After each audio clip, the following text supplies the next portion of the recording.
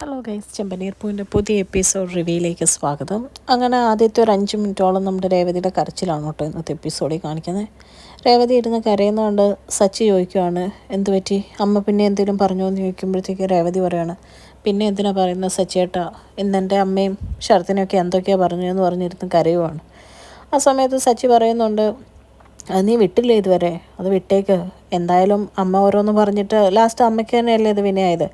എല്ലാവരുടെയും മുമ്പിൽ നിങ്ങളുടെ ഭാഗത്ത് തെറ്റൊന്നും ഇല്ലാത്തതുകൊണ്ട് അത് തെളിയുകയും ചെയ്തു. പിന്നെ എന്തിനാ വിഷമിക്കുന്നതെന്ന് പറയുമ്പം രേവതി പിന്നെയും പറയുക, ഞങ്ങൾ പാവപ്പെട്ടവരായതുകൊണ്ടല്ലേ ഞങ്ങളെപ്പറ്റി എപ്പോഴും ഇങ്ങനെ ഓരോന്ന് പറഞ്ഞുകൊണ്ടിരിക്കുന്നതെന്ന് പറയുമ്പോഴേക്കും സച്ചിവറാണ്, അതിനിവിടെ എൻ്റെ അമ്മ പട്ടുമത്തയിലോ ഞങ്ങൾ രാജകുടുംബത്തിൽ നിന്നോ തായ് വഴി വന്നവരൊന്നും അല്ല. ഞങ്ങൾ നിങ്ങളെപ്പോലെ ഒരു പാവപ്പെട്ട കുടുംബത്തിൽ തന്നെ, ഞാനൊരു ഡ്രൈവറും എൻ്റെ അച്ഛനും ഒരു ഡ്രൈവർ എന്ന് പറയുമ്പോഴേക്കും രേവതി വരാണ്, അങ്ങനെയൊന്നും അല്ല, ഒരുപാട് വ്യത്യാസമുണ്ടെന്നൊക്കെ പറയുവാണ്. അപ്പോൾ സച്ചി പറയാണ്, നീ എന്താ ഈ പറയുന്നത്, അങ്ങനെ ഒരു വ്യത്യാസവും ഇല്ല. പൂക്കൾ തന്നെ എത്ര തരമുണ്ട്, എല്ലാം ഒരേ കളറാണോ എന്ന് ചോദിക്കുമ്പോൾ പെട്ടെന്ന് രേവതിക്ക് ദേഷ്യം വരുവാണ്. അല്ല, മല്ലി മുല്ല എല്ലാത്തിനും വേറെ വേറെ കളറാണ്. അപ്പോൾ സച്ചി പറയാണ്, അതുപോലെ തന്നെയാണ് മനുഷ്യരും, പലരും പല സ്വഭാവക്കാരാണ്. പിന്നെ എല്ലാ പൂവും നമ്മൾ തലേ ചൂടാറുണ്ടോ? ഇല്ല. അതുപോലെ തന്നെ അമ്മ പറയുന്ന എല്ലാ കാര്യങ്ങളും കേൾക്കേണ്ട കാര്യമൊന്നുമില്ല. ചിലത് കേൾക്കുക, ചിലത് ഈ ചെവി കൂടെ കേട്ടിട്ട് ആ ചെവി കൂടെ വിട്ടേക്കുക എന്ന് പറയാണ്. അപ്പോഴേക്കും രേവതി ഇങ്ങനെ ഇരിക്കുമ്പോഴത്തേക്ക് സച്ചി പറയാണ്, പൂക്കളെ പറ്റി പറഞ്ഞപ്പം നിൻ്റെ മുഖം LED ബൾബ് പോലെയാണല്ലോ തെളിഞ്ഞു വന്നേ എന്നിങ്ങനെ കളിയാക്കുവാണ്. അത് കഴിയുമ്പോൾ സച്ചി പറഞ്ഞൊക്കെ കേട്ട് ചെറിയൊരു ആശ്വാസമായ രീതിയിൽ രേവതി സച്ചിനെ ചെന്ന് കെട്ടിപ്പിടിക്കുവാണ് കേട്ടോ. സച്ചിൻ തിരിച്ച് രേവതിനെ കെട്ടിപ്പിടിക്കുന്നുണ്ട്. അപ്പോഴത്തേക്കും രേവതിനെ ആശ്വസിപ്പിക്കുമ്പോൾ രേവതി സച്ചിക്ക് ഒരു ഉമ്മയൊക്കെ കൊടുക്കുവാണ് കേട്ടോ. അത് കഴിഞ്ഞ് അവർ രണ്ടുപേരും പരസ്പരം കെട്ടിപ്പിടിച്ച് നിൽക്കുവാണ്. പിന്നെ കാണിക്കുന്നത് പിറ്റേ ദിവസം രാവിലെ ശ്രീകാന്തിനെയാണ് കേട്ടോ. ശ്രീകാന്ത് വർഷേനെ വെയിറ്റ് ചെയ്ത് നിൽക്കുവാണ്. അപ്പോൾ വർഷ പറയുന്നുണ്ട്, എൻ്റെ സ്കൂട്ടർ ഇതുവരെ വർക്ക്ഷോപ്പിൽ നിന്ന് കിട്ടിയില്ല എന്ന് പറയുമ്പോഴത്തേക്കും ശ്രീകാന്ത് കളിയാക്കി ചോദിക്കുന്നുണ്ട്, എപ്പോഴും കേടാവുന്നുണ്ടെങ്കിൽ അത് സ്കൂട്ടറിൻ്റെ മാത്രം കുഴപ്പമായിരിക്കുമല്ല, ഓടിക്കുന്ന ആളുടെയും കുഴപ്പം ഉണ്ടായിരിക്കും എന്ന് പറയുമ്പം വർഷ പറയാണ്, എന്താ നിനക്ക് ഞാൻ ഓടിക്കുന്ന കണ്ടിട്ട് അങ്ങനെ തോന്നിയോ എന്ന് ചോദിക്കുവാണ് കേട്ടോ. അപ്പോൾ വർഷയെ കളിയാക്കി ശ്രീകാന്ത് പറയാണ്, നീ സത്യത്തിൽ വണ്ടി ഓടിക്കാൻ പഠിച്ചിട്ട് തന്നെയാണോ കിട്ടിയത്? നിന്നെ ഞാൻ ആദ്യം കണ്ടപ്പം നീ ഒരു സ്ത്രീനെ ഇടിച്ചിട്ടെന്നാണല്ലോ കണ്ടത്, അതോ നിൻ്റെ അച്ഛൻ വഴി എങ്ങനെയും എന്ന് കേട്ടപ്പോഴേക്കും നമ്മൾ വർഷയ്ക്ക് ദേഷ്യം വന്നിട്ട് പറയാണ്, നിനക്ക് എന്നെ കൊണ്ടുവിടുന്നൊരു ബുദ്ധിമുട്ടാണെങ്കിൽ പറഞ്ഞേക്ക്, ഞാൻ പൊയ്ക്കോളാം, ഓട്ടോ വിളിച്ചെന്ന് പറഞ്ഞ് പിണങ്ങി പോവാണ് കേട്ടോ.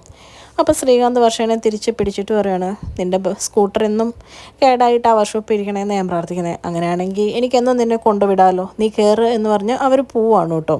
പോകുന്ന വഴിക്ക് ഇവർ രണ്ടുപേരും ഒരു സ്ത്രീ കാണുവാണ്. എന്നിട്ട് പറയാണ്, ഇത് ശ്രീകാന്തല്ലേ, ആ പുറകെ ഇരിക്കുന്ന പെണ്ണേതാ, ഇതൊക്കെ പാവം ചന്ദ്ര അറിയുന്നുണ്ടോ എന്ന് പറഞ്ഞ് അവരിങ്ങനെ ചിന്തിച്ച് നിൽക്കുവാണ്. അത് കഴിയുമ്പോഴേക്കും വർഷനെ കൊണ്ടുവിട്ട് കഴിയുമ്പോഴത്തേക്കും വർഷ, ശരി ഞാൻ പോവാ, ഐ ലവ് യു എന്നൊക്കെ പറയുമ്പോഴേക്കും ശ്രീകാന്ത് ഇങ്ങനെ നാണം കുടുങ്ങിയിരിക്കുവാണ് കേട്ടോ. അപ്പോൾ വർഷ പറയാണ്, നീ തിരിച്ച് പറയുന്നില്ലേന്ന് ചോദിക്കുമ്പം തിരിച്ച് ശ്രീകാന്തും പറയുന്നുണ്ട് കേട്ടോ ഐ ലവ് യു എന്ന്. അത് കഴിയുമ്പോഴത്തേക്കും വർഷ ശ്രീകാന്തിനോട് യാത്ര പറഞ്ഞിട്ട് പോവാണ്. അതേസമയം രാവിലെ നമ്മുടെ ചന്ദ്ര എഴുന്നേറ്റിട്ട് ഇങ്ങനെ സച്ചിയുടെ രേവതിയുടെ മുറിയുടെ വാതിക്കെ നിൽക്കുവാണ് കേട്ടോ.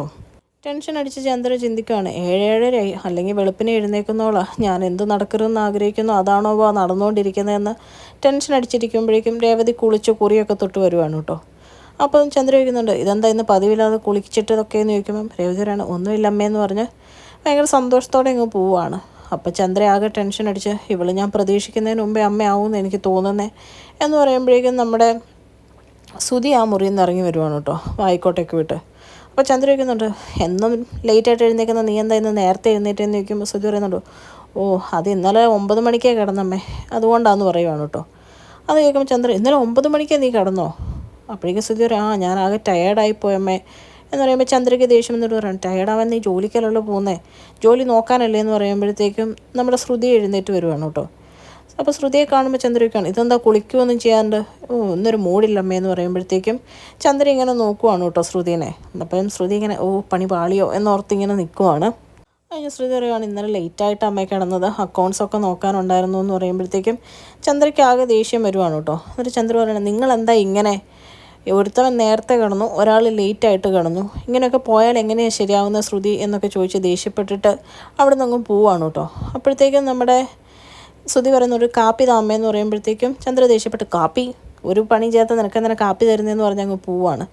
അതേസമയം ശ്രുതിയോട് പറയുന്നുണ്ട്, ഓഫീസിൽ പോകുന്നില്ലേ എന്ന് ചോദിക്കുമ്പം ശ്രുതി അറിയാതെ പറയുകയാണ്, എന്ത് ഓഫീസ് എന്ന് പറയുമ്പോഴത്തേക്കും ശ്രുതി ഞെട്ടിയിട്ട്, അല്ല എന്ത് ഓഫീസ് എന്നല്ല, ഏത് ഓഫീസ്, ഞാൻ ഓഫീസിലല്ലോ, കാർ ഷോറൂമിലല്ലേ എന്ന് പറയുമ്പോൾ ശ്രുതി പറയണം, എങ്ങോട്ടാണേലും പെട്ടെന്ന് റെഡിയായിട്ട് പോകാൻ നോക്കുമെന്ന് പറയുവാണ് കേട്ടോ. അത് കഴിഞ്ഞ് ശ്രീകാന്തിനെയാണ് കാണിക്കുന്നത്. ശ്രീകാന്ത് ദേവുവിനെ കാണുവാണ് കേട്ടോ. ദേവു അപ്പോൾ സൈക്കിൾ തള്ളിക്കൊണ്ട് വരുവാണ്. സൈക്കിൾ പഞ്ചറായി പോയെന്ന് പറയുമ്പോൾ ശ്രീകാന്ത് പറയാണ്, ശരി ഞാൻ നിന്നെ ഡ്രോപ്പ് ചെയ്യാം, നീ ഇതെല്ലാം എടുത്തിട്ട് വാന്ന് പറഞ്ഞ് സൈക്കിൾ അവിടെ മാറ്റി വെക്കുവാണ് കേട്ടോ. അപ്പം ദേവ് പറയുന്നുണ്ട് പൊക്കോ, വർക്കുള്ളതല്ലേ എന്ന് പറയുമ്പോൾ ശ്രീകാന്ത് പറയണം, നിന്നെ ഈ അവസ്ഥയിലാക്കിയിട്ട് പോകാൻ പറ്റുമല്ലോ എന്ന് പറയുവാണ്. അങ്ങനെ അവർ സാധനം എടുത്ത് മാറ്റുമ്പം നമ്മുടെ ദേവ് ചോദിക്കുന്നുണ്ട്, നീ വർഷയോട് ഇഷ്ടമാണെന്നുള്ള കാര്യം പറഞ്ഞോ എന്ന് ചോദിക്കുമ്പം ആകെ ടെൻഷൻ അടിച്ച് ഒന്നും മിണ്ടാണ്ട് വർഷയുടെ കാര്യമൊന്നും പറയാതെ ഇങ്ങനെ പകച്ചു നിൽക്കുന്ന ശ്രീകാന്തിനെ കാണിച്ചുകൊണ്ടാണ് ഇട്ടത് ഇന്നത്തെ എപ്പിസോഡ് അവസാനിക്കുന്നത്. ചാനൽ ഇഷ്ടപ്പെട്ട ലൈക്ക് ചെയ്യാനും സബ്സ്ക്രൈബ് ചെയ്യാനും കമൻറ്റ് ചെയ്യാനും മറക്കരുത്. താങ്ക്